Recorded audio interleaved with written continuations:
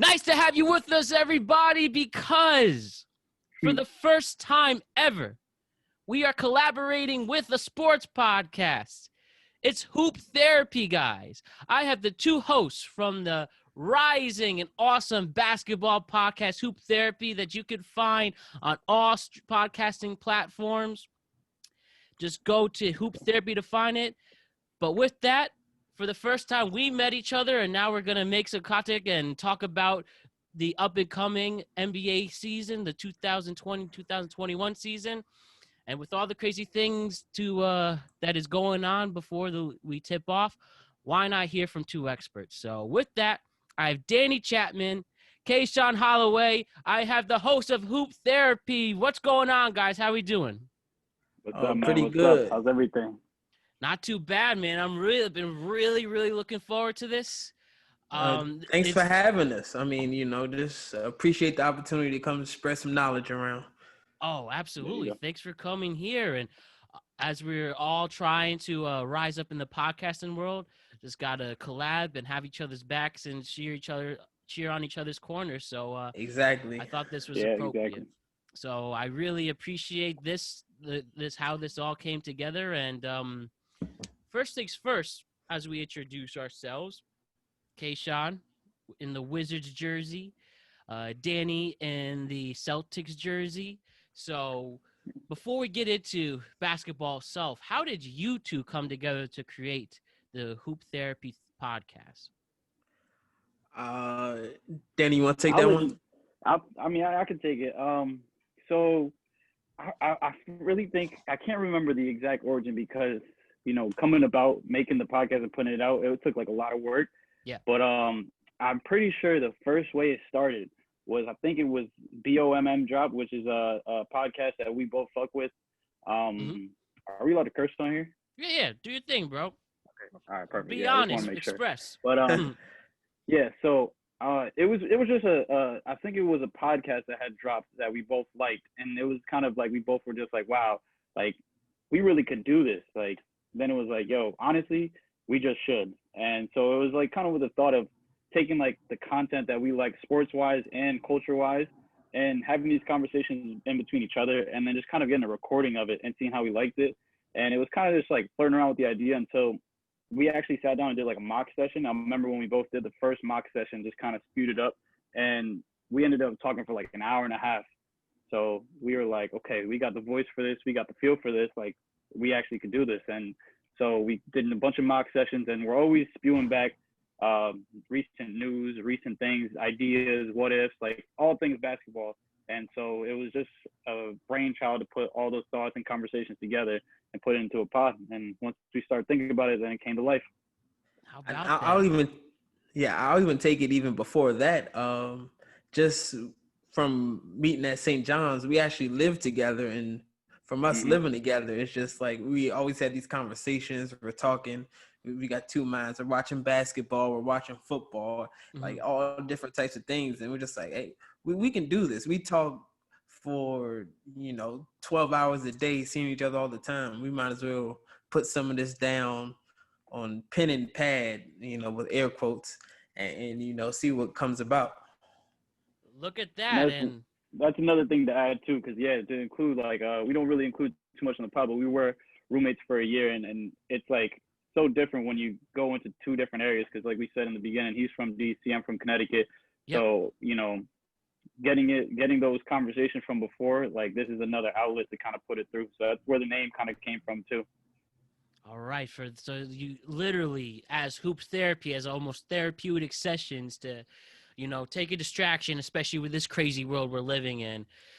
Exactly. You did the one thing that, is your favorite escape, and that's talking hoop. And I appreciate that, guys. And that's awesome to hear. And I appreciate meeting, fellow podcasts and hosts who are willing to, go for it. And it's isn't it, us coming together generally as podcasters, isn't it worth it once you finally put the cash, and instead of buying something stupid or dumb, you put it towards getting mics, getting the softwares to make podcasting possible? Wouldn't you tell people who are thinking about starting a podcast, wouldn't you say it's worth putting that investment? Yeah, I would say definitely just do it. It's fun, even if you don't think anybody will listen to it. I've been telling some of my friends this. My mom actually repeated something that I said on the podcast, and I was like, No "Wait, way. you actually listen?" Hmm. It's like, "Oh, that was like the coolest thing ever." Like, I mean, and it's my mom, so I guess she's supposed to listen. But the fact that she listened, and it was something that was like 45 minutes, it was deep into the podcast. I'm like, Right. "Whoa, you were Mhm. listening and attentive." Like, just getting one ear is enough for me. So, like, if you're feeling like you want to do something, just do it. There's somebody who will pay attention and listen, and just get your feelings out there. I hear that, bro. You have anything to add to that, Danny?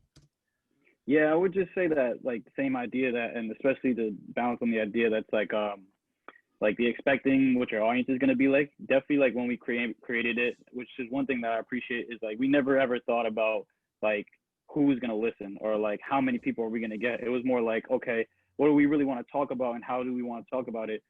And obviously the first episode was just a lot of people like, clicking and just supporting and seeing that you're launching something. But a couple weeks into it, when we're getting these expected audiences of like about 30 people or so, and we can see like from our analytics that there's actual retention, it is Right. just so satisfying. So even beyond the mics and the equipment and the back end, even like doing little things like, giveaways that we're trying to do, and, Hmm. just things that give back to fans and starting to even do merchandise and put our money into that, is just thinking that it's a fun idea that we have. And if you start looking at the numbers and looking at the money, it's going to rack your brain. But at the end of the day, we're having a lot of fun doing it.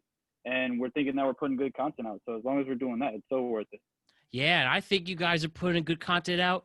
Been following you guys for the last 2 weeks. I've been checking out your 10 episodes.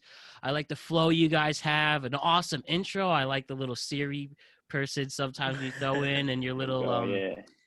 the little music you guys going on. It's really cool, and I think it's a really great to hear, a regular person. I mean, you guys are beyond regular, but it's nice to hear perspectives on sports, other than like, it seems a lot of sports personalities will say anything just to get ratings. You guys are being like Right. Yeah. really authentic with that, like, if you know what I'm saying. Hmm. It's no need to go big and bold and say, "Oh, this is that and that and this." It's like just talk. People just want to hear sports. Everybody Right. just break it down in layman's terms, because people don't watch it to a degree that everyone else watches it. So it's Hmm. like, just get it, break it to the people that you know, and break it into their levels, and then just relate to the people. Right. Right. We appreciate hosts like you guys with that. So as we Yeah. got Like, to I was just going to jump in and say, yeah, like, yeah. when you had said, like, you got two experts coming on, it just makes me laugh, because it's like, no way in shape or form are we going to ever be like, we got the insider info, or we're spitting 100% facts. But at the end of the day, we love the game and we see it from one Yeah. way, and everybody knows that the main, talk shows and stuff are just losing like their value, like First Take, Undisputed, etc. Mhm. The big outlets just are either the same content or just content that a lot of people don't like to enjoy. So I really like having the kind of perspective we both have of the game, and kind of funneling it down for people to just enjoy like a casual conversation, but be insightful at the same time. So For sure. In a time where we still have to wait to go to bars and restaurants again safely, and missing that, just broing out with someone or talking to someone new about sports is an easy way to get to know someone. Of course, there's other things you could talk about, but it's all mhm. it's Right. it's a cool camaraderie to have fellow sports fans and connect that way. Yeah, Yeah, and definitely. you say that one of my favorite pastimes. I'm from DC, so Yeah. I'll go to the monuments and I'll be out there and I'll see people wearing shirts that like Auburn shirt or Alabama shirt, and I'll be like Roll Tide or War Eagle, just to like Yeah. stoke their ego or something. Just to get it going. Of course, that's your new friend for the day with that. So I support stuff like that. So yeah, why don't we get into what brings us here together? Our love for basketball. Hmm. And so, first things first, why don't we just show allegiances to our favorite sports team? So I clearly have the Knicks jersey. We have the District, aka the Washington Wizards, and we have a Celtics fan in the building right here. So Oh, would you do that one more time so I could get my awesome basic photo, right? So Hear that? Appreciate that, guys. And yo, actually, just one more time with this. I'll try one more time with this. Good Nah, no looks. worries. Mm-hmm. All right. Let's go. Just one last time with that. This is funny. I'm sorry with that. And then Hey. Shit, I should have got a haircut if we're taking photos. well, Yeah. if you see, I do little collages for all my guests. So we got to represent our team. So before we Yes. get into the current NBA season, why don't we talk about our teams? So we got first. We'll start with Danny. Danny, you're from Norwalk as well. But tell me, so being Norwalk though, in like the tri-state area, Connecticut, mostly Knicks and Net fans, why the Celtics? Well, it's funny enough, being from Norwalk or being from Connecticut, you see that it's like a couple of, I think it's like split into thirds. Like it's like a third is like the New York fans Yep. that's just like the New York teams. A third is, the New England teams that just love the New England teams. And then a third is kind of just like the most random fans you'll find. There'll be Cowboy fans, Falcon fans, freaking Hawk fans. Like they'll just gravitate towards anything just because people who live in Connecticut not necessarily lived here forever because a lot of people came over from upper New York or whatever. Right. So my father actually is a huge Knicks guy, huge Jets guy, huge Yankees guy. He's a huge New York guy who was born in, he was not born, he was raised up in New Rochelle, New York. So he's a New York guy from, way back when. And so he was a diehard for him. So what got me onto being a Celtics fan was going to a ton of games at the Garden and just seeing the Knicks get like obliterated. And then once middle school came around and it came down to actually turning on the TV and following fans, I really followed along with the Celtics and Paul Pierce. And then next thing you know, 08 comes around, the trade comes through, and then that's when I was lucky enough to be a fan at the time. It was pretty much a bandwagon, but I'm not ashamed to admit it. Won the chip, and then they got me to sign my lifetime on the contract right there. Look at that. And you're referring to the big trade of Ray Allen and Paul Pierce. Sorry, we had Kevin Garnett and Ray Allen come to the Celtics and lead that 2008 championship. So I hear that, exactly. that was some time with them and Kendrick Perkins and Rajon Rondo. So I can understand why you couldn't take it anymore with the Knicks. And it was something. It was something about it. I love the Knicks. So I love to this day going to the Garden. And there's a secret like part of my heart that still is a fan, but never enough to be like, okay, let me sit down and watch these games. Never. Oh man, it's quite a time, and like that with me. Obviously, I'm a New York Knicks fan, die hard. Since I really cared about basketball, like when I was a little kid, like kindergarten, first grade, when I started watching, it was first Shaq and Kobe, but it's obviously hard for us to watch Laker games, so I always watched the closest team, the Knicks, and those were my guys. When I started watching Knicks, it was like Stephon Marbury, Allen Houston, Jamal Crawford, and they actually made the playoffs in '04, only to get swept by the Nets, who were nice at the time. But it was important to me to stay loyal with, like, no offense, with so many people jumping to other teams. And the Celtics were pretty popular back in middle school to jump to. But I just knew it was almost like a duty to stay loyal no matter what. And I've seen some terrible times, and a lot of good players who are on the Knicks go elsewhere, whether you're like a Zach Randolph, who was originally Nick and was nice with the Grizzlies, a David Lee, who wound up helping the Warriors out before they became the Warriors. Then it was like the old Quentin Richardson days when like Larry Brown was coaching and just losing after losing.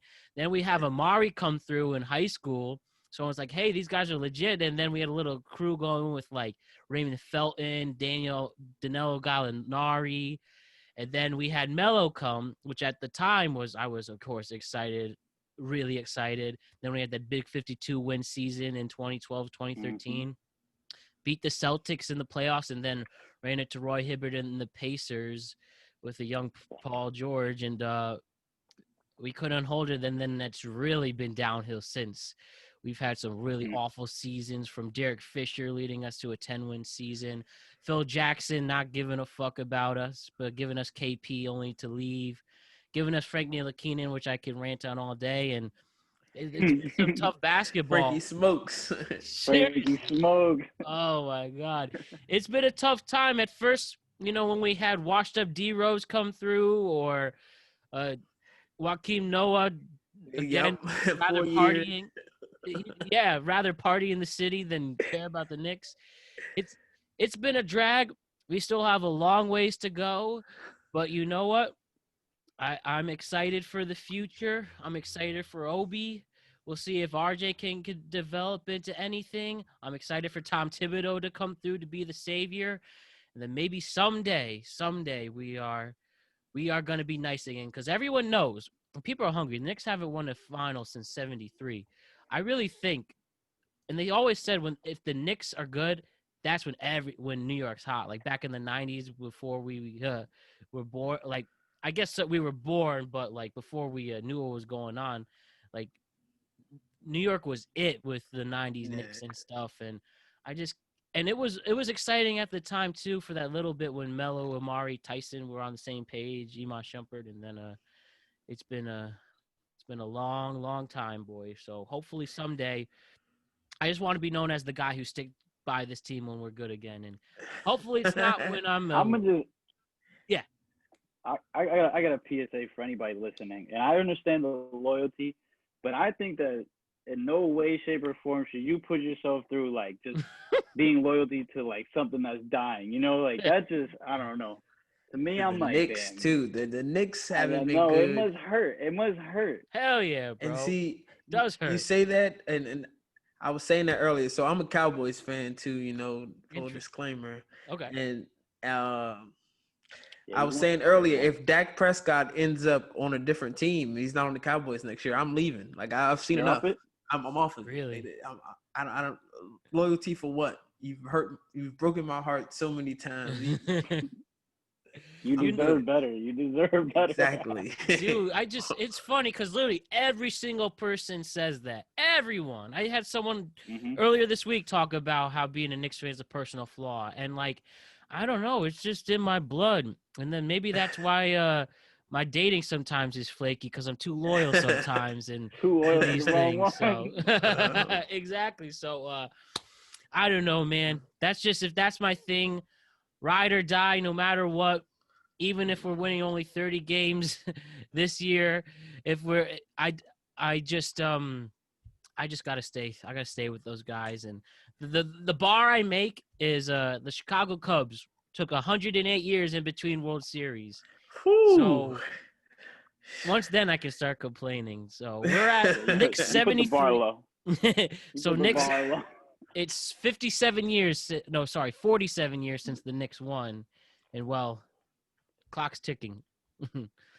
But Kaisian, tell me about the Wizards. So it's clearly obvious you're a Washington Wizards fan because you live in DC.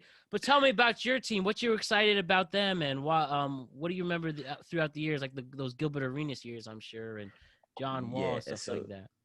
So I became a Wizards fan because of Juwan Howard. Oh, okay. Unlikely, yeah. We used to get when I was, a baby, like 3 years old, when he was on the Bullets. Then he would get his hair cut at the same spot. So really? we had the same barber, yeah. So I met him early, and that's what Juwan Howard was my first favorite player, and I was like, yes, Juwan Howard, Wizards, everything.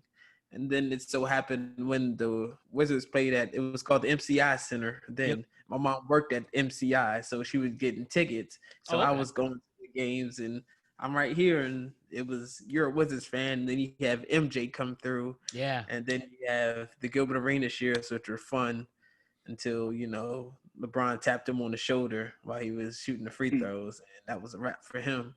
So, it's, you talk about being a Knicks fan, it's just like being a Wizards fan. It's been horrible. They haven't won 50 games since 1978.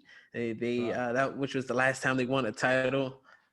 That's a long time.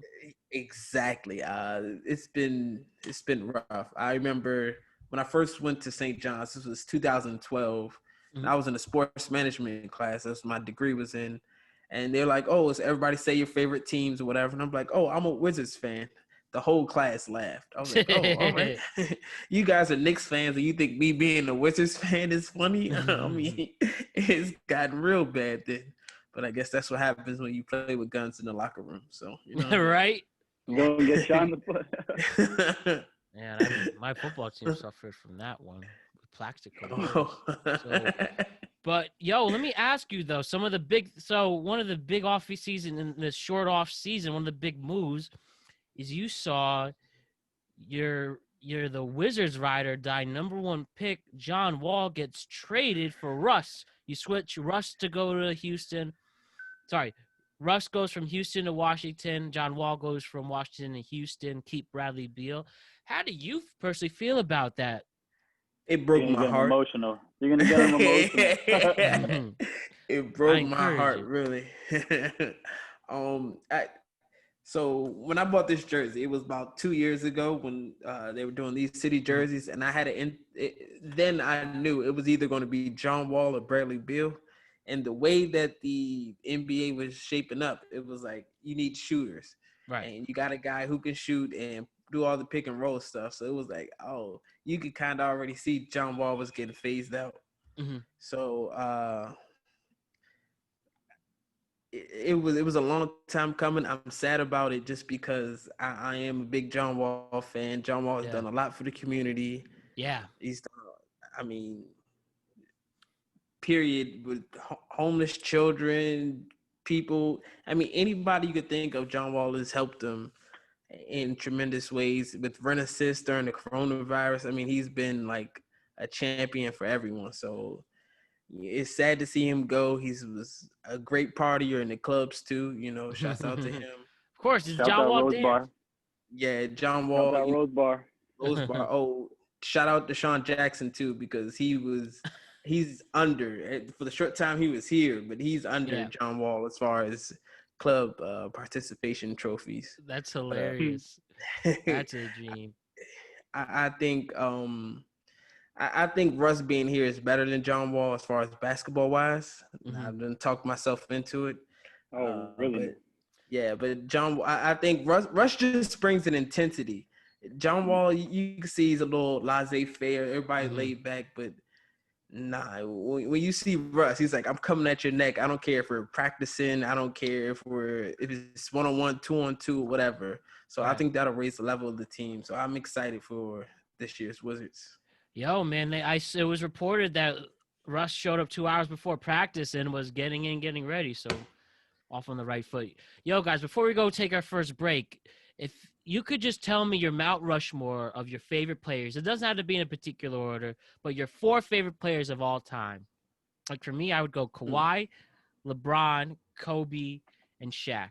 Like those are my top 4 players of all time. So are we saying players that we've seen play? Yeah, that we've seen personally. Or it could actually in their prime. Oh, okay. It could be anyone. If you want to pick Bill Russell or Jerry West, feel free. Those are still my 4 picks. So of all time, who's your personal Mount Rushmore? We'll start with Kaisian for this one. Okay. So it's Allen Iverson. Mm-hmm. It's Michael Jordan. It's LeBron James. And I don't know why 4 is so tough. John Wall. Brian Scalabrine. No. Oh, it's Ty Lawson. Duh. Ty Lawson. So why those 4 picks? We'll make sure to tag Ty Lawson, and we'll send him the picture, K-Shaw. We'll send him the picture. Okay, so this is my perfect time to bring this out. Mm-hmm. Although I am a St. John's graduate, I am a North Carolina fan at heart. Also, to bring this out, it's a Tar Heel tattoo. Oh, it's Tar Heels, huh? That's an exciting time.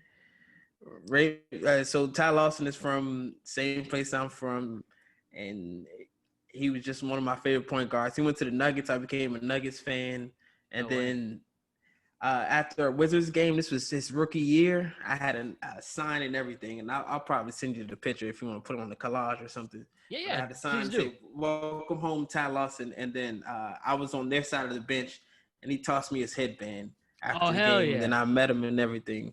So Ty Lawson's on my Mount Rushmore. AI, of course, Right. because he's the greatest under 6 feet. Michael, because The answer. he's Michael, and then LeBron because he might be better than Michael. So Oh man, how about that? Yo, so Danny, real quick, tell me your Mount Rushmore of your favorite players. I just gotta say, I don't know how, but Kaisian finds a way for like almost every other week to bring that Ty Lawson story up. It's my favorite story. That touches his heart real close. So I'm sure he's happy to bring that up. Let me see. My Mount Rushmore will go. I think my first will go Shaq. Then I'll go Bron. Then I'll go KD, and then I'll go Tatum. Tatum. All right. Any particular reasons for those guys in particular? Shaq is just one of the greatest personalities ever. Like, besides like being so dominant, I just like think he's just like the funniest and coolest person to watch. Like, his 30 for 30 has got to be one of the coolest things I've ever seen. Like, just Shaq overall is just he's just goated. Bron, because I do think he's the greatest player of all time. I just think that it's crazy how much in our lifetimes we've just seen him be so dominant too. For sure. And he's a freak of nature as well.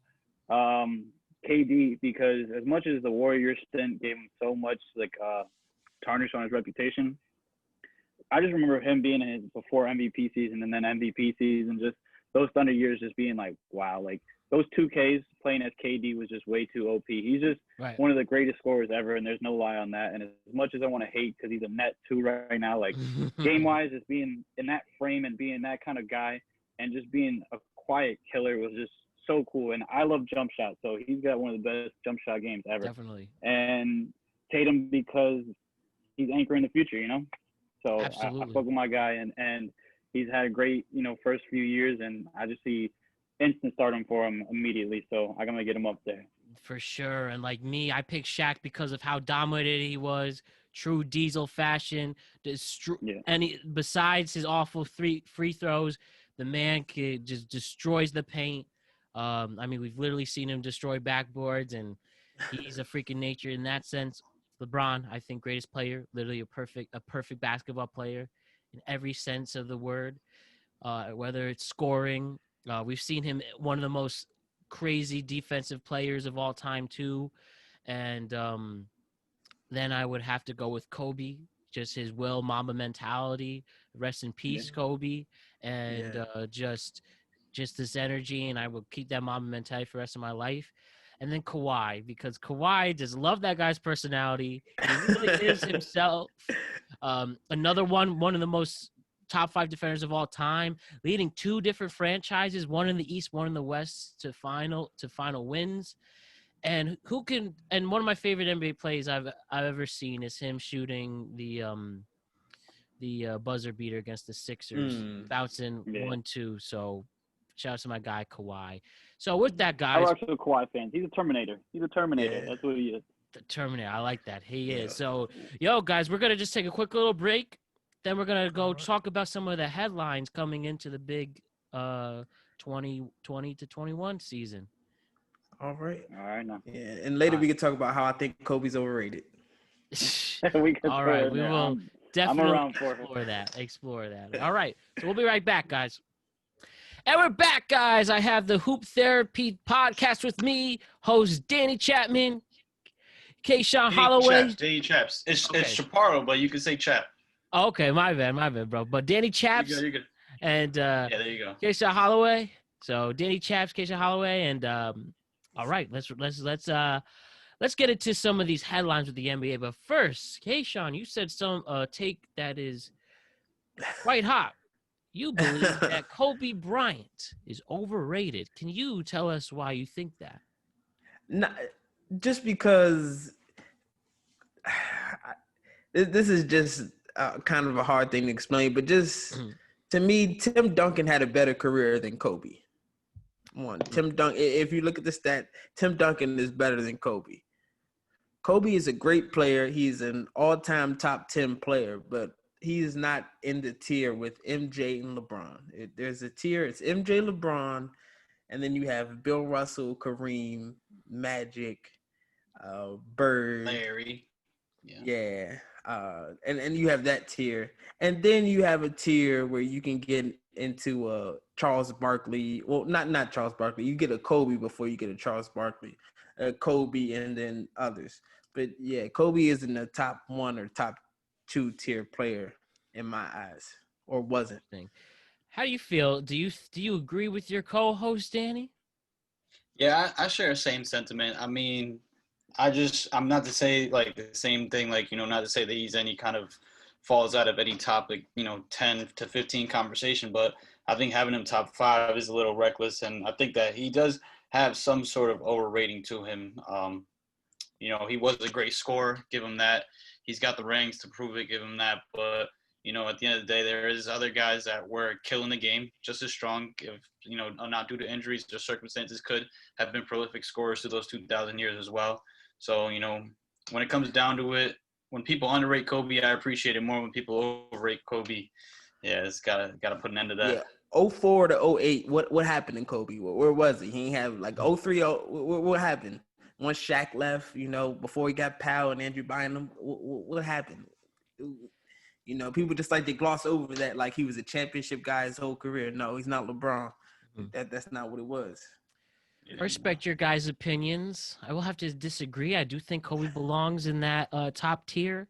I think with the sake of, yes, it is fair that once Shaq left, it did take a few years for Kobe to get back his knitting. And we can argue the various reasons why he was that. Is it because he never had, it took him until around that 08-09 season to have his second person, to have that second guy once the Powell and Andrew Bynum came in. Can we talk about what took so long after the fact? Once they did win those 2 rings against the Magic, Dwight and the Magic, and then wound up beating the Celtics again in their rematch. I don't know. There could be saying one things or the other, but I've always felt that Kobe really did instill to what he believes in that Mamba mentality.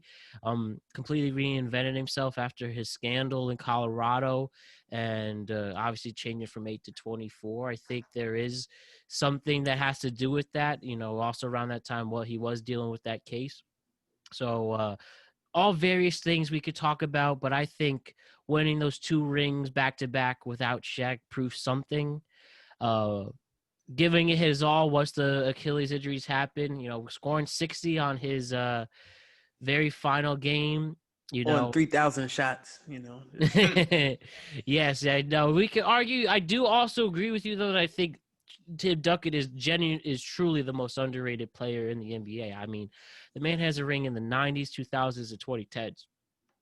The man. So where would you place Kobe after one down? Where's Kobe to you? If I had to go with the true Mount Rushmore of NBA greats, obviously I pick LeBron first, then MJ. Number 3,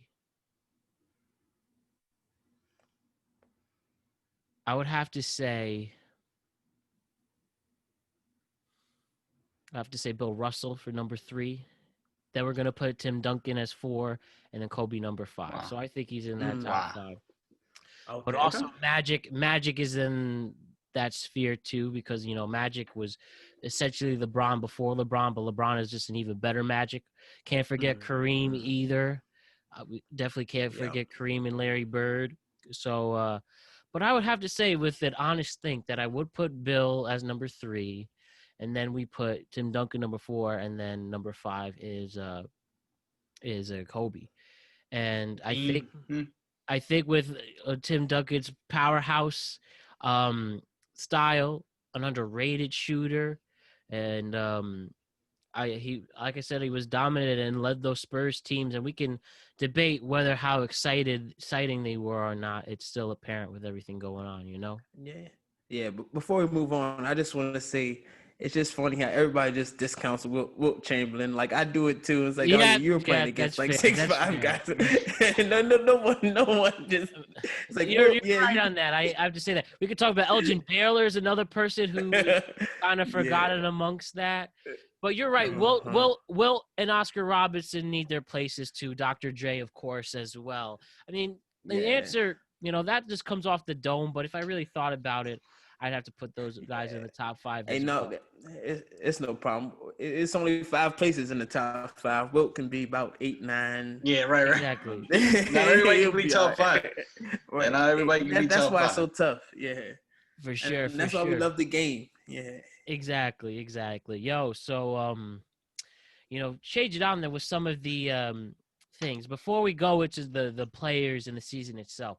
While I talk about the COVID impact on the NBA, and we've seen the NBA do something great. They pulled off completing their season in the bubble. They are going to try to do. Looks like Disney's not available right now, so they're going to try to do. They're going to try to do what the NBA and MLB was doing and go to their actually travel to each other's stadiums, no fans. And they announced the first half of the schedule, not the full second half yet. Just seeing how everything unfolds. So my first question to you guys is, what did you think of the bubble itself and how the NBA handled it? And do you guys think this next option going back to arenas is going to work? The bubble. I love the bubble. I mean, from a visual standpoint, the way they brought. I mean, just because I didn't have to be in the bubble, it was great. I'm sure if I had to be there for 96 days, as LeBron says all the time, it would have been rough. But I mean, it was a great visual product. We got to watch basketball. Everybody, it was just like supercharged basketball. And I mean, I want to see how those guys who played well in the bubble play outside of the bubble. But I think with the rapid testing, and even though we have the increase in cases now, I think it's probably best for the NBA just to go back in your home markets and see what you can do from there. It's going to be tough because it's not like MLB or NFL where you have larger rosters. Like MLB, you got like 25 guys, or the NFL, they expanded it.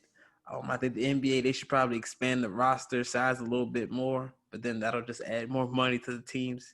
And they just got bailed out with $30 million. So I don't know if they want to pay more people, but it seems like you're going to have a couple positives, and the NBA is just like, all right, we're just going to have to roll with it. But it's tough. It's going to be tough. And as long as they, both sides understand what's going to happen, then, I mean, the money got to be made. Right. Next man up. Next man up, it seems to be. And hopefully where they're saying, as we're recording this, the FDA is going to be approving the Pfizer vaccine. So hopefully as we start to, as that process moves forward, hopefully it helps eventually cancel the spread and we can have a full season. But what do you say, Danny? What do you think about the bubble and what their NBA is going to do moving forward? Well, I agree with most of what Kaisian was saying. Pretty much, the way that it was constructed and the way that it was delivered was great. The optics were great. The gameplay was phenomenal. I was real skeptical on seeing how playoffs would go, but nothing was underwhelming. To add on, what was cool was the timing of the games. I know that it won't be like that through the normal schedule, but the bubble being so upfront, and then having to be so expedited, having those noon games and 2:00 starts, etc. Every single day basketball felt like it was March Madness, but for the NBA, especially with them leading up to the play-in tournaments, the seeding changing around, the limited amount of teams there. So it was its own little kind of like they said, bubble, living wise and just like reality wise, like it was its own circumstances. So it was cool. It was different. Um, I respect all that the NBA did, especially for like social justice messages as well. They utilized that kind of small atmosphere and kind of just having just players really be on a different platform. So it was cool to see what they did with that little experiment. And, leading up to what's about to happen before like all the vaccine things was going on, I thought it was a little reckless for them to have to, put into stadiums, especially because it's going to be a little different because they can't create the same atmosphere they did with the bubble with, the close centered courts with, advertisements, et cetera, because an empty stadium is going to look very, very different.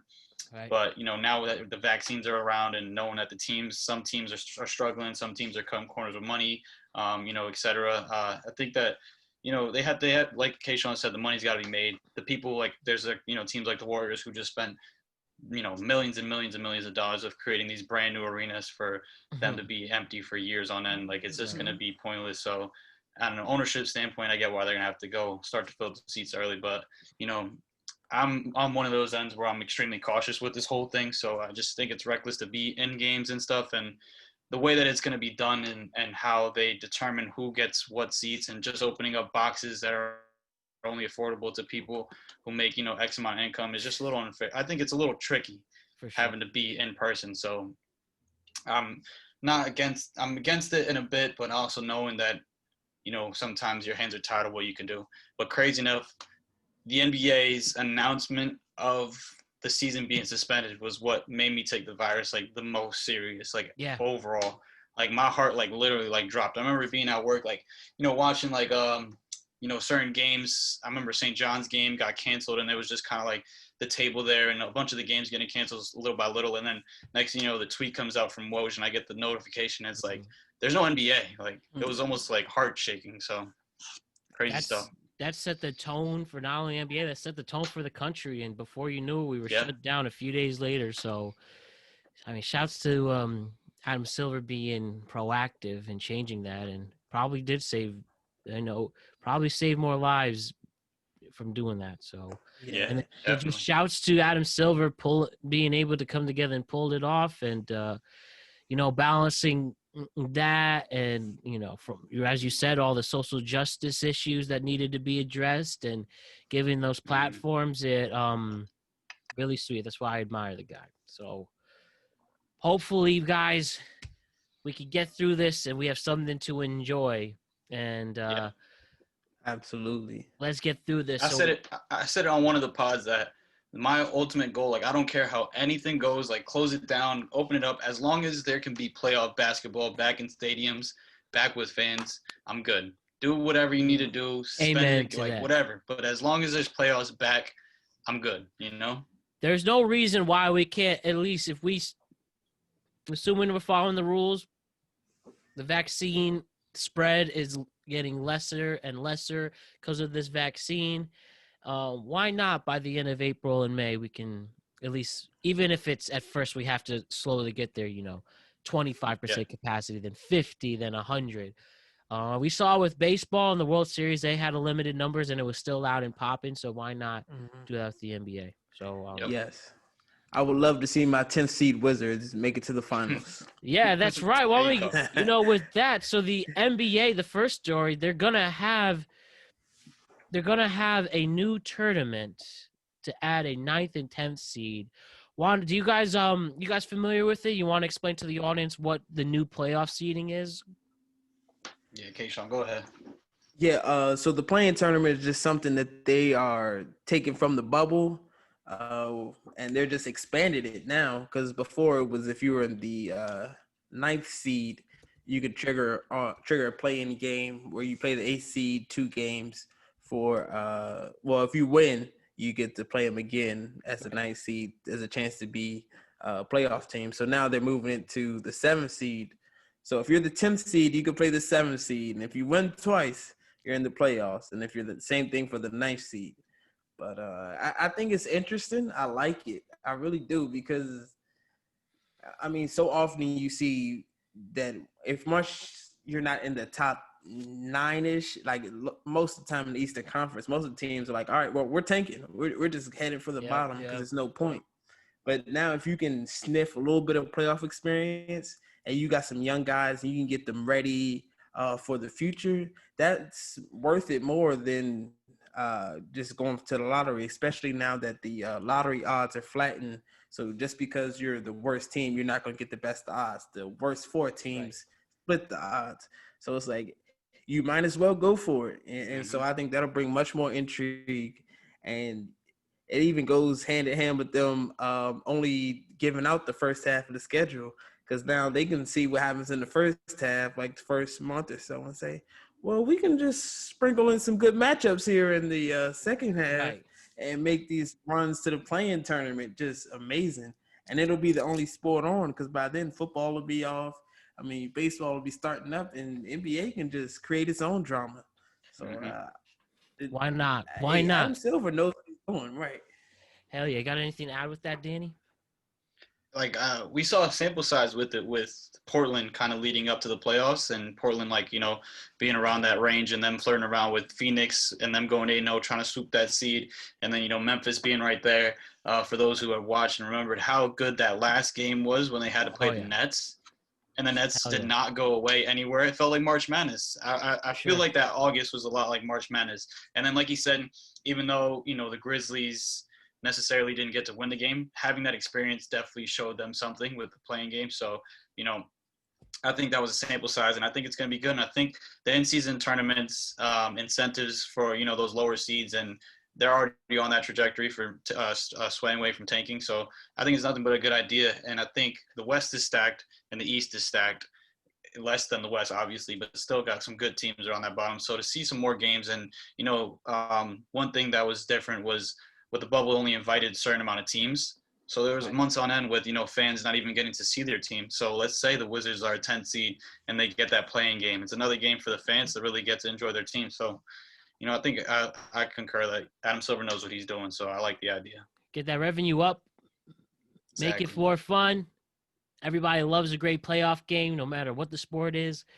Yep. Let it give someone else a chance. And, Charles Barkley, the NBA Hall of Famer, TNT commentator. He's always brutally honest.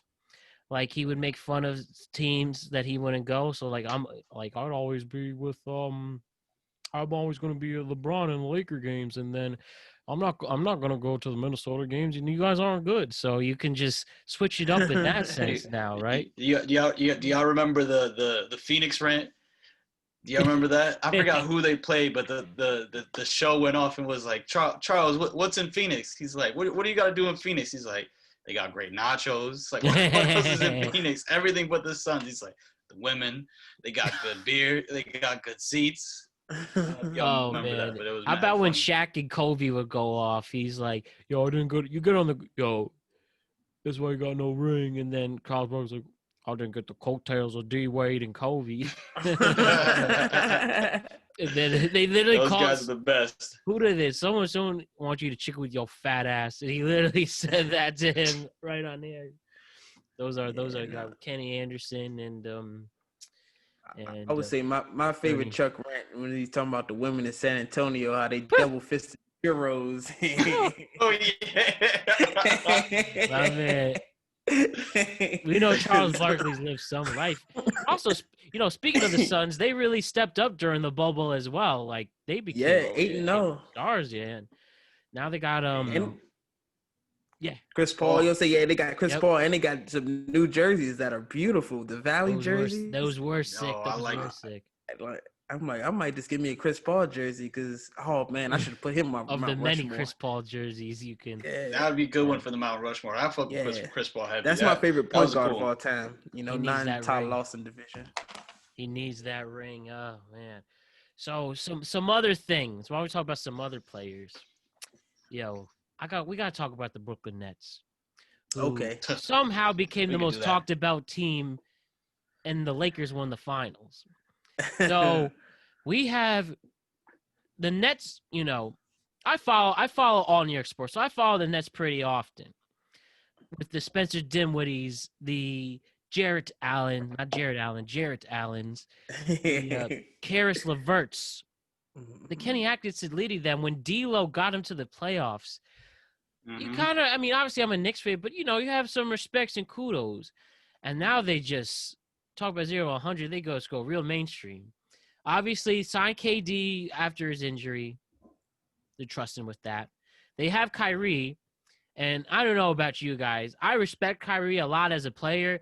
But, damn, that guy could just be so annoying and self-centered. Oh, trust me, we know. He's such a baby, man, not wanting to talk to the media, thinking about creating their own league. Like he just makes himself such an easy target. But, hey, he's clutch when he needs to be. But, damn, why you got to be so sensitive, Kyrie? But, hey, that's like IV to our veins right now. One of our original names for our podcast was the He-Man Kyrie Hater Podcast. So, we have a lot of Kyrie rants on our pod, so we concur. Yeah, we agree. So, do you think the Nets with the also with the new coach and Steve Nash, aka KD and Kyrie are coaches, and Steve Nash just getting the paycheck. Just do what they want. And my guys, are the Nets gonna be worth the hype this year? Mm. I'll So take you, that one, and I'll yeah, go go ahead. straight up. I'll go straight up. No, like Mm-hmm. I'm not in on them. I'm real down on them. Don't think they're gonna be as great as people make it out to be because first reason that reason that you just brought up with the fact that they completely bombed their coaching staff and then Yeah. brought in this whole, I get keeping around people that you're friends with and stuff, but I think playing too much to that kind of loses you. We can kind of see that situation in Houston with Harden, where Yeah. playing too much to his favor kind of just gets you nowhere. And we're So gonna we get got to a bunch of Harden. So so a bunch of KD's friends on the team, KD and Kyrie's friends on the team. KD's boy is the head coach, and you got all the old sons as the coaches and stuff. It's like what, and Nash is coming up with these quotes like, we're going to be moving the ball, no ISOs, we're going to be fast, we're going to be all these things that you just look at the two guys' games and it's not, and lack of experience. Then you have Mike D'Antoni on the bench. It's just a weird hierarchy, weird systems into play. It's a really big experiment. Mm-hmm.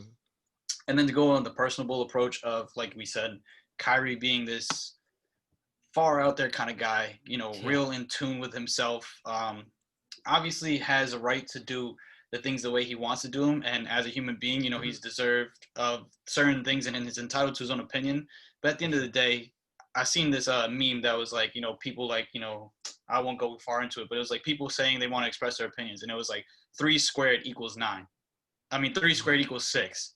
So it was like them just having an opinion of something that's completely false. So to say Kyrie is someone who, he just is far out there. That's the least I could say about him. And then KD is obviously someone who's way in his head as well, who's a great player, but has now a ton of expectation and a whole completely different thing. I think that they have a situation with Melo kind of here. Like, they had a great young team with the D'Lo years and the playoff run and et cetera, and they were getting, good trajectory from their young prospects, and now they just completely blew that up. Jarrett Allen might not even have a starting spot. Karis LeVert is constantly in his rumors. Joe Harris had to fight for his money, and their esteemed coach is gone, and et cetera. So it's a bunch of new faces, a bunch of new blood, a bunch of experiments going on, and then you have KD's injury on top of all of it, and then Kyrie's health as well, who hasn't really, stayed as the healthiest guy to really play in the league. So I think there's a ton of negatives on them, and the only positive they have is that they have 2 stars and not much more to it. The last 2 stars we thought were going to take over the league was the Clippers, and we saw where that went. Got knocked out early. That's my Nets spiel. So this is where me and Danny differ on this issue. He's more about building with the youth, and I'm more like, if you can get a chance to get the superstars, you get them. Point blank period, no matter what. Even with how I feel about Kyrie and his transgressions. But I do agree that the Nets, I don't even think the Nets will make the conference finals. Really? If we want to just take it there. Because we have KD, second best player in the league behind LeBron. But he's coming off an Achilles injury. We know how good he can be. But, this is a player who is great offensively, great defensively. And that Achilles takes something out of you. We haven't seen anybody really come back from the Achilles and be the same type of player they were. The only guy who's kind of come back recently is, but he wasn't really the same guy. Dominique came back, and he had some good years afterwards, but he was never the same guy. Wesley Matthews is probably the most recent guy besides John Wall, who sat the Achilles, but Wesley Matthews has been getting minimum salary deals since. And he was never a KD type guy, but he was a max money guy, so, we'll see how KD looks coming off the Achilles at 7 feet tall, all of that. Right. And they just have parts that don't fit. You got Karis LeVert, who needs the ball. You have Spencer Dinwiddie, who needs the ball. You have Kyrie Irving, who needs the ball. Kevin Durant, who needs the ball. Joe Harris don't need the ball, but you got to get him some pin downs or something and open something up for him. And if you're just going to wave him off, how's he going to score? So you got that's 5 guys who pretty much need the ball. And then what is DeAndre Jordan? Because he shouldn't be a starting center. Jared Allen, you got to make a decision on. I just don't know what the Nets will be. And then you also have Kyrie, who just got fined $25,000, him and the Nets today, for his media stance. Yeah. And it's just like, I don't know. I don't trust Kyrie to keep it together the entire season and not just say little things and just Have a little breakdown. I don't know. He talks about how the media, twist his words, but we're just taking what you say. It's like, right. To me, it's just like what Bomani Jones always says: credibility is like insurance. You don't need it till you need it. And he has no credibility. His credibility is shot. So we're not taking anything that you say by benefit of the doubt. You're the flat Earth guy, right? So, Yes, exactly. He makes himself an easy target to make fun of. I've always said players should just take the Marshawn Lynch route and just troll the fans. Like you're required to meet the media at least once a week. You don't have to answer their questions. I mean, that's our Fifth Amendment, right? So just say either you could be a funny troll about it, like Marshawn Lynch, and say I'm here so I don't get fined, or just just give one word answers. Right. Both teams play hard. We played well. We didn't play well. That's it. That's it. Exactly. That's it. And all athletes need a hard look with that. And another player that could be involved with the Nets, probably the most interesting player talked about right now and in the very short offseason we have, is James Harden. So we know what's going on. Whether he's allegedly partying with, is it Lil Baby or Dub Baby? He's with Lil Baby. It was Lil Baby in Atlanta and Vegas. Yes, and okay. It's not allegedly. He was there. He was definitely there. So we already you don't have gotta say that. So we got that. We got him obviously declining the contract extension and then making it very clear that he wants to get traded and hasn't showed up to practice yet. Some of those teams include the Sixers, some of those to the Brooklyn Nets. I believe there's two other ones that were just mentioned today. The Bucks. Miami and Milwaukee. Yeah, so there's four right there. So, guys, James Harden, I think it's fair to ask, he's been a little bit of a diva lately with this. Mm-hmm. So do you think James Harden has a point to this? Do you support what he's doing? Does he deserve to get traded to a contender? What do you think of this whole thing with James Harden right now? I mean, I saw something that said he's getting player empowerment mixed up with self-sabotage, and that's just absolutely true. It's like what he's well within his right to want to leave, want to get traded, whatever, but not like this. Like, yeah. I mean, he was hanging out with Lil Baby, and then Meek Mill posted a picture with him the other day too. They were on jet skis. I'm like, all right, just come to practice. Like, it's not the NFL. You cannot hold out. You have to come to get your money and to get the time. And you have pretty much 3 years left from your deal, 2 years in the player option. So it's like, nope, he really has no leverage, and he's 31. And he plays a certain style, and I don't know if anybody wants him. So he should just come on and just stay in Houston for right now, because I don't think there's anywhere for him to go. And the fact that Mr. Broke Man Tillman Fertitta offered him, $50 million a year, and he turned that down. I was like, "Whoo, Tillman must want him bad," because Tillman, he just borrowed money at some rates that'll make you scream. Definitely. Credit card rates ain't that high.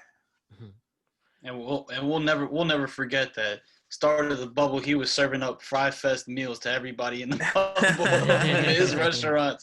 Cheese sandwiches for the NBA is not okay. No. But if I think you make a good point, because shit, if he plays awful this season, he's gonna look awful, and it's gonna really hurt his legacy. I mean, I think Harden's really had a cool career coming from a bench player on the Thunder to being a legit superstar, and he doesn't want to be known as this dude who never was clutch in the playoffs, really underachieved, not even winning the West in Houston. I think he just has to take a hard look at himself. You're obviously going to be free agent after this year.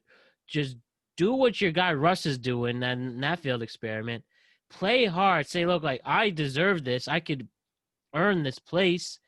And then try it again with free agency, and then you might have more buyers instead of being forced in a situation. If you wind up going to the Sixers, even though you might argue that they do need him or could use him, but or the Bucks, who really, I mean, if Giannis got a true second, well, nothing against a Bledsoe and Chris Middleton, but I mean that's a team right there. That's a combo. So I think Harden just needs to stop partying, prove that he's about it, and then you'll have the owners take you more seriously. Yeah, I think to me the only realistic trade would be sending him to Philly. I think that's the only one that works for both sides if he was to get moved. But if you're Philly, you're in no rush to do that. You just got a new coach, new president of basketball ops. So you might as well see what's working and what's not working. And the team has to figure out if it's worth giving they're literally an arm and a leg for, because that's what's going to cost you. That's the thing with Harden is that, as much as he want to get out of there, let alone Tillman not wanting to let him go. But that's a king's ransom you're going to have to give up for him. And I don't think anyone's going to, leverage their team to really get Harden. And as much as great as Harden is, it's going to cost a ton. And I don't think anybody's going to put themselves in the position to be like that. And what team is going to have enough after you give up a ton to still be a contender once you get him, you know? But that's the thing. That's the thing that I've seen in a lot of the conversation is almost as if Harden will come in as, number two. Harden is – not number considerably, or without a doubt, whatever way you want to put it, one of the best scorers in the league, if not the best, and has had fantastic seasons, put up 30 a year the last 3 years, and whatever team he gets to with another star, i.e. Joel Embiid or Giannis or any of those other sleeper teams that are there, is going to instantly give them contender odds no matter what, because Harden with another superstar is just going to be unstoppable. But I just think it's going to cost too much. And I just think he has developed a personality that he's been catered to. So he's not one of those guys who, like we're saying, will be a workhorse and work out and practice all the time and take the game super serious. Even Rockets Insider came out today on that's why him and Russ didn't work out, was because there was no structure, especially with Mike D'Antoni. There was no practice structure, no routine structure. He's one of those guys who he says he's always game ready, which we can tell he is. He's always ready to drop 50. But, when it comes to a workhorse like Russ, who's there 2 hours early, ready to grind, James Harden's just not that kind of guy. He's going to show up when he wants to, do what he wants, be at the club the night before and still come and drop buckets. But not many people are going to gravitate towards that. So he kind of developed that persona himself, which I give him props to, except for the fact that he's, partying out in a pandemic. I respect the guy being at the strip club till 6 a.m. before a game. It's badass. He got his jersey retired in a strip club. This shit is GOAT. GOAT status. That's my life goal. Picture of James Harden raising in the strip club in Houston. It's GOAT shit. It's GOAT shit. Yo, guys, just really quick before we take our last break. Giannis, if the Bucks underachieve again, don't even make it to the West. Sorry, if they don't even make it to the finals to play the West, is Giannis gone? Hell yeah. Yes. Hell yeah. Good is gone. Where do you think would be his fit to go? The Knicks? Let him go anywhere, yo. Let him go anywhere, honestly. So, real quick, I always grew up hating the Knicks because my parents loved the Knicks, but I love watching games in the Garden. The Garden is my number one place to watch games. The Nets arena is second. But I would love to see Giannis in the Garden. I want New York basketball to be on and popping. So does the NBA. And, if the Knicks can show they're a legit team that we need one more piece, then Giannis we trust. And, it was just interesting. I was surprised they didn't win the East this past season. But do you think they're legit? You think they can make a run again? I think they're equipped to make a run just because how young Giannis is. But one thing I got to bring up is the fact that it might sound dumb, and I say it all the time, and a lot of people say it all the time, and I don't care how it sounds, but you truly don't understand, the size of these players until you watch them live. Yeah. But when I saw Giannis, it, didn't make sense. He looked like KP, but the way that he was running around was, unreal. The way he would just lift to a hoop, man, it was just seeing Giannis live was crazy. So if he would be in the Garden, to go back to the Knicks thought, I would see him as much as possible because he's literally like a freak of nature. It's insane. And that's where being a Knicks fan through a lot of shit times go. I can just say, Yeah. hey, look at this. So, but yeah, it's obviously this is a make or break season for the whole Milwaukee the whole city of Milwaukee, that whole state of Wisconsin. This is our guy, make or break. They need to make a run so he can so he wants to stay. And I know he talked to the owner during the off season, and there are expectations, and we're gonna see if he can meet them. But and he has till the 21st to sign his Supermax extension, or he'll be a free agent next summer. Yep. So, oh boy, this is gonna be something else, guys. And do you think he's going to do it? Sign the extension? I don't think so. Yes, I'll say he's signs the extension. Think so? Yes.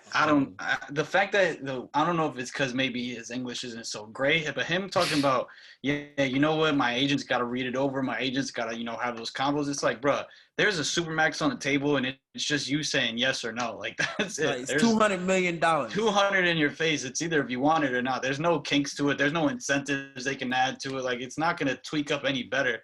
He's got the best deal around, and it's whether or not he wants to accept it. So I feel like the little smoke screen might be telling. It's going to be some time, guys. It's going to be some time. Yo, with that, we're going to take one more break.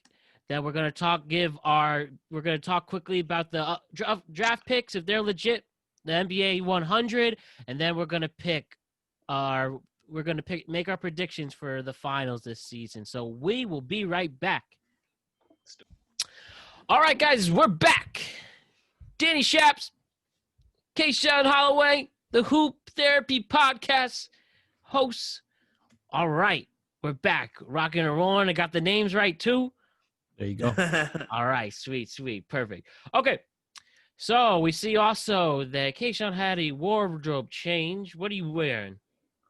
The Bethel High School jersey. This is the Allen Iverson High School, basketball jersey. Just wow, your true loyalty to that. Yeah, just showing a little bit of love. There you go. I hear that. Yo, so a few more things. First, the NBA draft wasn't too long ago. I want to talk specifically our top 5 NBA draft picks, which include Anthony Edwards at number 1 going to the T-Wolves. We have James Wiseman from the freshman going to the Warriors center. We got probably the most popular player in this class, LaMelo Ball, playing overseas in Australia. He's now going to be a point guard for the Hornets. Patrick Williams goes as a small forward playing for the Bulls. And then Isaac Okoro going to the Cavs from Auburn. Guys, and we also have plenty of other big names out there. Whether Killian Hayes or my guy Obi Toppin for the Knicks. People are excited to see what Jalen Smith does for the Suns. Cole Anthony was a big name coming into this. And, plenty of other guys being mentioned. So out of whether in the top 5 or any other guys in the draft, who do you think is most likely to be a superstar? Superstar. Okay, so you say superstar. I'm going to go with LaMelo. You think LaMelo can hold it down? He has the most superstar potential just based off of everything. I mean, he was a walking triple-double in Australia. I mean, so he can score, he can rebound. I mean, he can score if his shot isn't still a little wonky. But I think LaMelo probably has the most superstar potential in this class. Interesting. Yeah, I mean, to me, I think the best player is going to be Cole Anthony. You mentioned him, New York guy, Carolina guy. I think he's just has a game built for the NBA. Like, he's going to be a professional scorer for 15 years. Easy, I can see it. But if you're talking like the guy with the most superstar potential to me, that's LaMelo and all the packages he has. Do you think transitioning from an overseas game in Australia, yes, he pretty much dominated in Australia, but, it's not the NBA. Do you think that makes a difference at all, or he's still going to hold it down? I think that helps him because he's been playing against grown men since he was 16. So, you Right. know, everyone knows his father took him away. He went to Lithuania, which isn't for weak people, for real. You go to Lithuania, then they not really playing out there. They playing basketball, but they not playing. Right. So, you know, he's been toughened up from there to the JBL to playing in Australia. And it was just nice to see a kid, a 17, 18-year-old kid, be able to do the things he did. Right. And, you know, I think it'll be able to translate. Of course, he's going to have to put on a little bit more muscle, but, you know, KD was able to do it without putting on muscle, and he's a 6'7" point guard. So Right. I'm excited for the prospects of LaMelo Ball. Mm-hmm. 6'8" actually. 6'8", excuse me. He got measured at 6'8" for his media day. I think a lot of the Euro guys say that when they come over from their European leagues, that they say they loosen up when they come to league. Their shot feels a little quicker. They feel a little looser Yeah. because the game is played a little lighter. All right. And do you have a pick, Danny, as who's going to be a superstar from the bunch? So I would go to say that I don't think any of these guys are going to be superstars. I don't think We're anybody gonna have like a has that 2000. We're gonna have like a 2000 NBA draft type vibe. Yeah, I think it's a bunch of like I wouldn't say it's the worst draft either, but I don't necessarily think a superstar is coming out of here. But I do double up to say that, you know, I think LaMelo has the most potential. Like, you know, I said 6'8" coming in, has playmaking skills, already has a professional experience, which I think gives everybody gives him a notch up on everybody, has the tools to be a great playmaker. And so he's going to get the keys to his franchise early on as well, versus a bunch of the other picks that, you know, not necessarily are going to get those keys immediately, especially the two on top of them, you know, have stars that they're already invested in. And other than the other star-ridden potential guys, it's a bunch of tool guys that are in the NBA that are in the draft. So I think LaMelo's got the best shot to become like a bigger star than what we thought. I think, you know, I'm gonna agree with you guys. I think LaMelo is pretty legit. I think he's better than his brother. Obviously, time is gonna tell with that, and he's obviously a much taller point guard, and see if that's gonna start some type of tread. But yeah, I'm gonna go with that. We never know, and then I'll just put it. Yeah. Would you guys double up as LaMelo for Rookie of the Year as well, or no? Yeah, you know, I am gonna go with that. You want to know who I was thinking?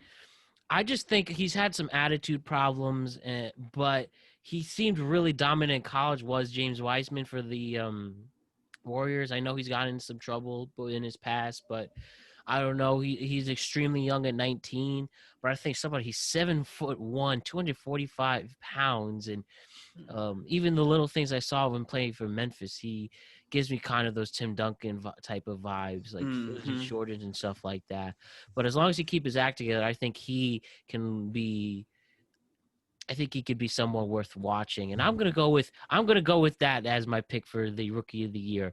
I know with no Clay on the Warriors, still has Draymond and Steph Curry. I think this could be a great shot for him to get some highs, and then hopefully, I mean, Steph Curry seems to be a great guy to help lead any young player in the right direction. So I'm gonna go with that. James Wiseman. For me, Rookie of the Year, and Matt, you might like this. I got Obi Toppin for Rookie of the Year. Oh, shoot. I do like it. I do like it. Just mature because guy. he's about 30 already. So. And his offensive package is there. Like it's there. He's got a big body, a big frame. He's gonna be able to score inside and outside from day one. So I think a lot of Knicks offense will run through him. It'll be a lot of two-man game between him and RJ Barrett, which should be if you can run some pick and rolls, pick and pops between them, and you can get kind of RJ open and you can get Obi open. But I think Obi is that's my Rookie of the Year favorite. What about you, Danny? Who you going? You know, with? my sleeper pick is got great odds too, so I'm about to put some money on it. It's Killian. I'm giving it to I think Rookie of the Year is going to be Killian Hayes. I think Detroit had a messy offseason. You know, we could get into that if we need to, but you know, they signed a bunch of unneeded players, but they really don't have great guards, and I don't think Derrick Rose is going to be able to sustain a starting position, nor should he. And I think Killian's going to be one of those guys who's going to get the keys to that franchise immediately. They'll probably shop off those centers and Blake for different pieces for the team. And I think that he has a good offensive game. So As long as he can, get his opposite hand, I think it's his right hand, somewhat involved in his offense. I think he has the potential to really have a great numbers year, especially for Detroit with at least zero direction. All he has to do is go out there and ball. No expectations, no bar. So I think he could really let loose. He could I be. will say, I would say one thing about the Pistons, and shout out to Troy Weaver, who's the GM. He's from the DC area too, but it looks like they watched Space. Yeah, he looked like he watched Space Jam, and they saw the blue guy, and they were like, you know what, we need all of them this year. Right? All of them, and they were just like, we want everybody. This is what we want to build our team around. I was like, I don't think they watched the same movie I watched.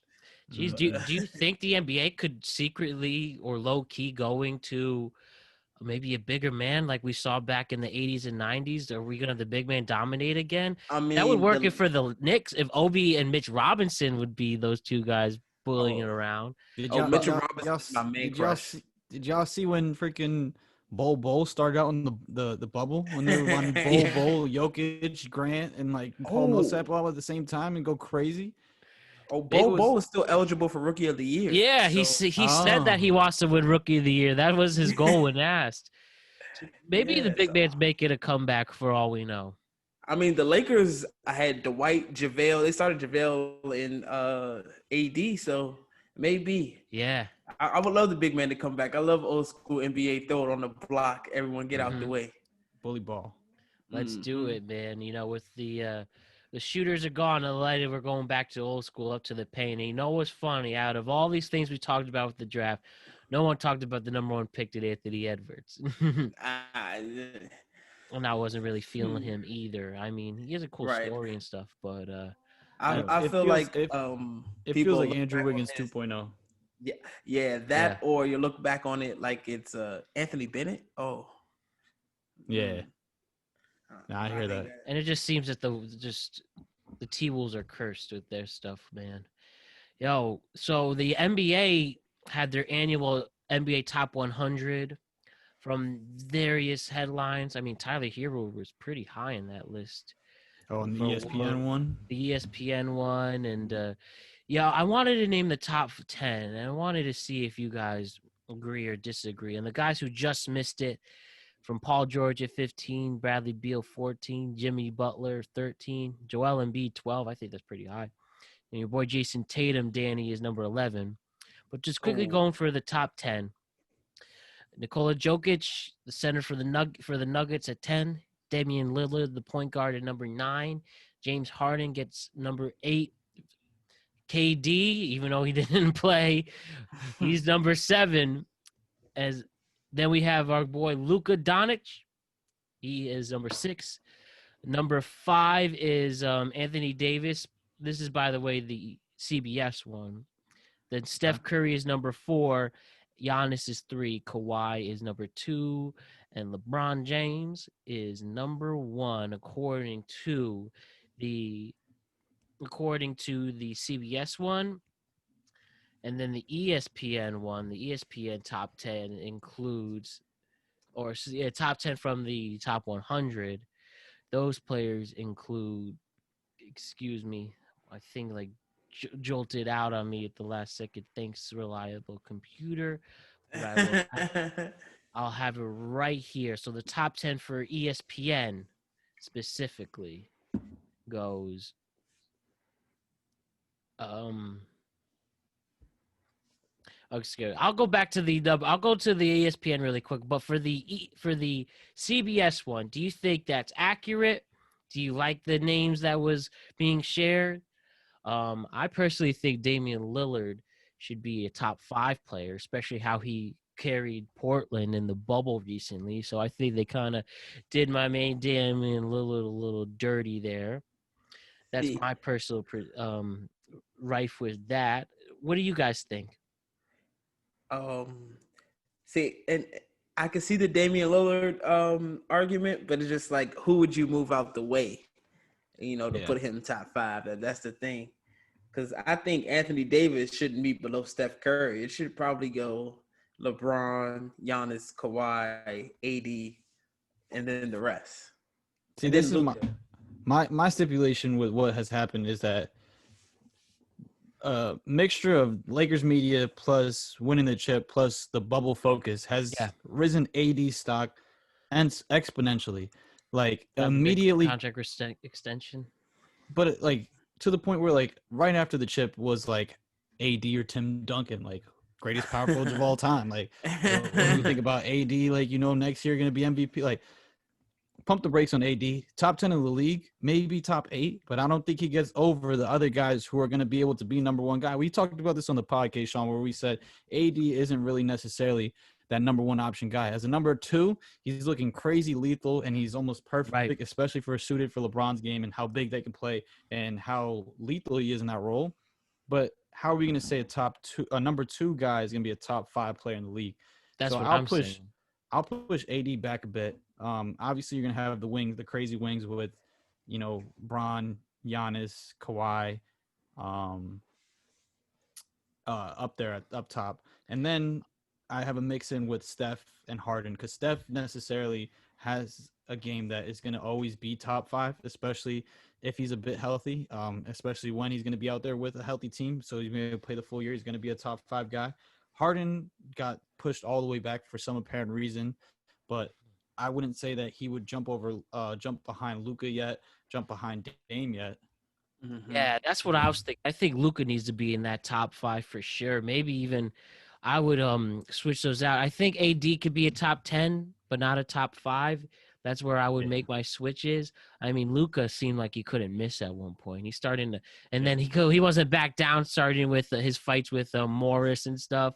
I mean, even though Morris kind of dirty. I think Luka needs some more love in that. And just for curious sakes, with the ESPN ranking, it goes Nikola Jokic 10, Harden is 9, Steph Curry's 8, Dame is 7, KD is 6, Kawhi 5, Luka 4, Giannis 3, AD 2, and LeBron 1.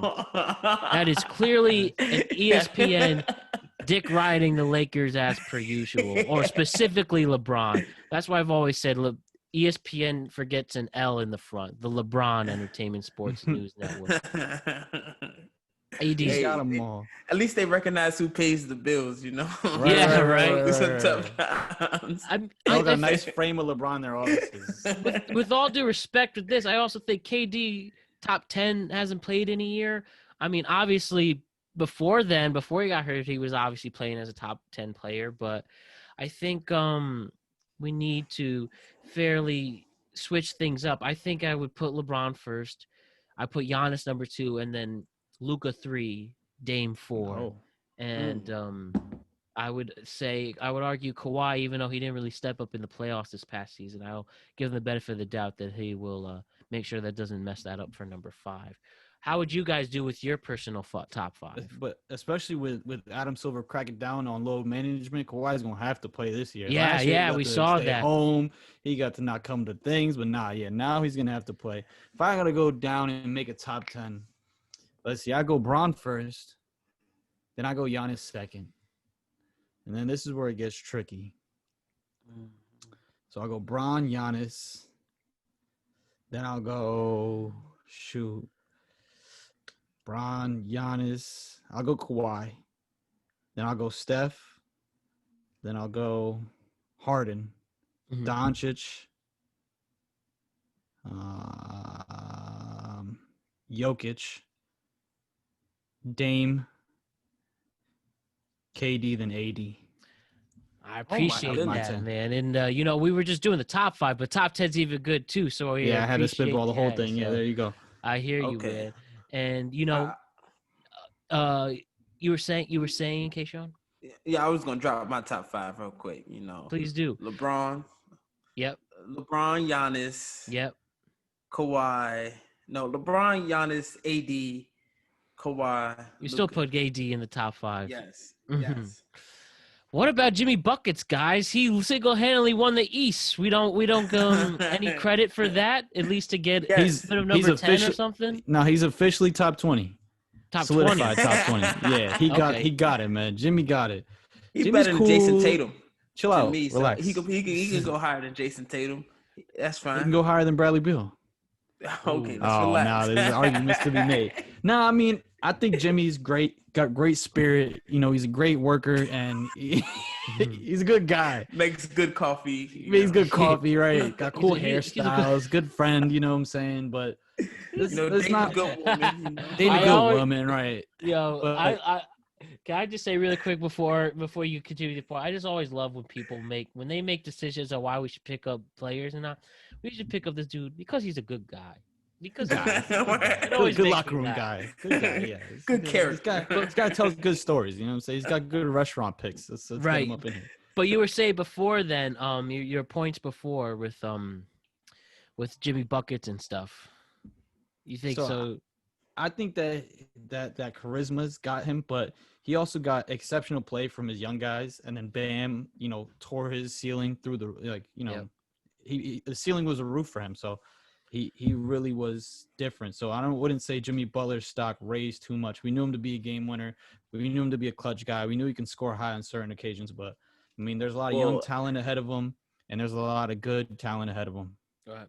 I don't know if I knew that he can do what he just did. Like what he did in the conference finals and the finals, like in the finals without Bam and like going toe to toe with LeBron like that. Got to You haven't seen anybody. Yeah, you haven't seen anybody go toe to toe with LeBron like that in a while. Like that's something that KD does. That's something that Kawhi did, and you know that puts Jimmy Butler in like a top tier.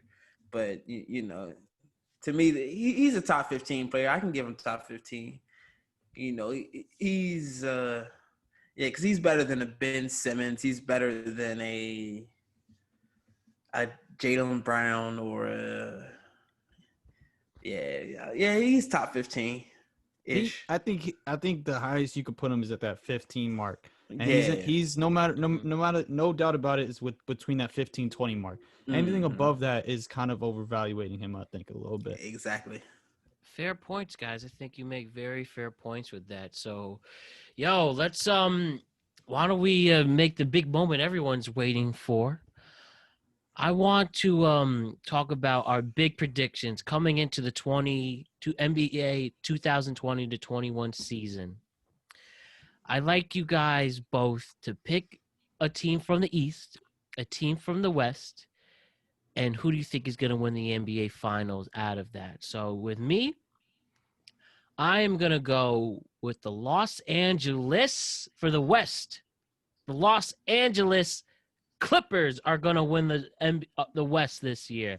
I think I'll start with the cliche with the chip on the shoulder aspect of getting knocked out really early. But I think with some revamped stars, I think with now Kawhi and PG going it together. I know the new coaches could anything can happen with there, but I think I've got to go crazy and pick the Clippers out of the West because I think with new shooters and a way better defensive front, I think they can make an argument. I see I'm getting some interesting facial expressions with this, but I would say PG anytime- just signed an extension too. Yep. 5 years. But I think it's granted that anytime the Clippers get brought up, until they do something other than what they just did, it's always going to get a funny face from me. Fair, Yeah. very fair, very fair. And I think I'm gonna make my decision based on, of course, anything can change by time we're in the end, by the end of the season. But I think now with some new revamps, apparently the locker room wasn't on page with Doc Rivers. I mean, we know the beef between Doc Rivers and PG. I think just a new coach, new coaching staff. I think they just have a lot to prove. An underrated point game, and we'll see what other people like Patrick Beverly or real Lou Williams can pull off with Kawhi and PG. Him and Pepper Lou, yeah. Yeah. So I'll go with that with the West, and then my East pick, I'm gonna go with the Bucks. I actually think I was kind of surprised that they did not wound up winning the East. I think now with Giannis, the playing everything Milwaukee's playing, because essentially if they're not making the finals, Giannis is gone. I think now with more playoff experience, a still keeping that veteran presence, whether it's a Bledsoe, whether it's a Brook Lopez, whether it's a Chris Middleton. I think the Bucks are worth looking into. So for me, gonna go with a Bucks and Clippers finals with the Bucks going over. I think Giannis is gonna take the chip. I think the Wizards. I think the Clippers can win the West, but I don't think that they will win it. I think that is when they're gonna have their infamous choke, because we've known plenty of times that the Clippers make a run and then fall flat on their face. I think it will be the same thing, but it's going to be when it matters the most in the finals. And then Milwaukee is going to be a force to be reckoned with. Okay. So before we give our picks, let me ask you this. Yeah. So on the Bucks side, you see Giannis taking it another level up? Very much so. I think Another step up? I think it was reported how disappointed he was getting knocked out early. I mean, the shock value with that. I think Giannis is going to show. I mean, we clearly have seen from both the rankings that they don't see him, that both the CBS and ESPN rankings don't see him as a top 3 player. I think Giannis is a top 3. Obviously, with a great shot, knowing how to drive to the hoop.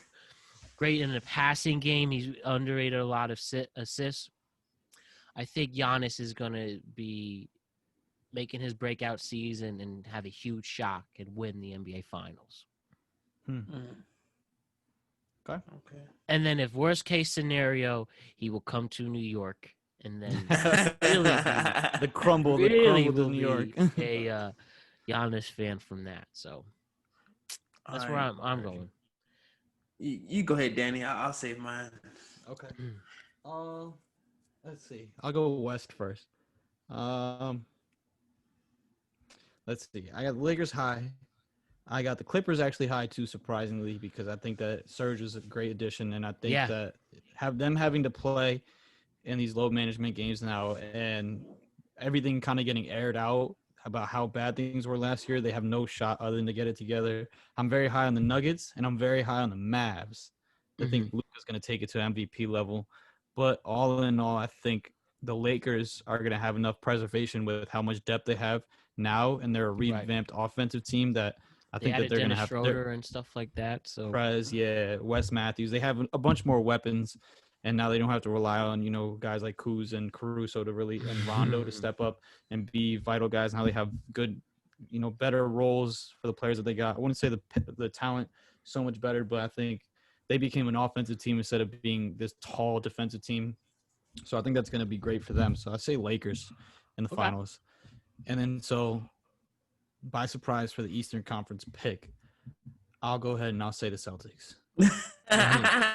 Honestly, fair. You make a good point with that. To argue my point, it goes on one of those all what ifs have to be good what ifs for everything to click. But there's a possibility for Jason Tatum to be at least in the top 5 MVP conversation. Elevating this play from last year, being at least 25 or over per game, points wise. Kemba's obviously going to be out for the beginning of the season. So if he could win games to a certain level, to the top of Eastern Conference, and then Jaylen Brown also take another step up in his game, being a 23-plus guy, having Marcus Smart finally getting his recognition. And then the elephant in the room is always that $28 million that we could still get from trade exception from the Hornets deal that is going to be sitting there for us to pull a move on for whenever. $28 million is a boatload of money for the roster, so that is going to be a potential there. So I think that the way management's going to take it is if what these young guys do without Kemba at the beginning is phenomenal, adding Kemba back is going to be better, and then shooting for that trade is just going to complete the piece. And then I think we have the potential to go because we've been the top defensive team last few years. These young kids have shown that they're more than what people expect them to be. And, I look at teams like the Sixers, the Heat, the Raptors, and the Nets, and I look at them and I don't see so much of the potential, but I see more space for them to be frauds. So I think our competition is going to be the Bucks, and I think we played well against Milwaukee. So I would give our running chance on them, give the young boys their shot, give Celtics a chip. I'll tell you they go to the finals, but they'll lose to the Lakers because, Bron and AD are at the next level. But Lakers, Celtics, give it to me. One time. Just give it to me one time more. Give the classic matchup, man. The classic Yeah. matchup. Okay. So there you go. I think you guys are on to something with this LA thing. Okay. But I'm gonna take the Lakers to take the West, and that's because I'll get into that. But yeah, I think the Lakers, LeBron, and all the additions they made, they're primed to take the West. I don't believe in the Clippers. The Nuggets, to me, the Nuggets are the second best team in the West, not the Clippers. So throw that out there. In the East, and I think it's appropriate I have on this Allen Iverson jersey. I'm gonna go with Philly. Shoot. Philly. Yes, I believe in Doc Interesting. Rivers, or excuse me, he must be called Glenn now because he said there's Glenn, only one yeah. Doc in Philly. So Glenn Rivers. I actually didn't know that. So now Glenn Yeah. Rivers, huh? Yeah. Wow. Yeah, he's just Glenn. I believe in him and Ben. I think the Ben Simmons and Joel pairing can work, and if not, you can always trade Ben for James Harden, and James and Joel It will work. works there. So it works. So That would be something. Yeah, so Philly can make some things work if they don't work by the trade deadline. And they have Tobias Harris, so they could trade Tobias instead of Ben. So, that's what I think. And I think the Lakers will win back-to-back titles because AD will win his first MVP as well. So that's Finals MVP or league no, MVP? he's going to win league MVP and lead the Lakers to a championship. This is going to be AD's championship, and he might even win Finals MVP, complete the double sweep. Because that's how much I believe in Anthony Davis and what LeBron's going to do for Anthony Davis this year. At the end, if you don't win the MVP, remember, you got to take it personally, like MJ did. Exactly. Damn, Yep. interesting. Fairly interesting. All right, so I'm going with Clippers, Bucks. Danny going with Lakers, Celtics, and then Kaisian with Lakers and the Sixers. So we got all different matchups. I hope that we will do this definitely when the playoffs start and then after the playoffs to see how accurate we became. Yeah. But man, it was I think we just broke down a lot of cool things. But guys, do you have anything else to say before we say goodbye? Just come check us out at Hoop Therapy, like we talking about here. And where can we find you guys?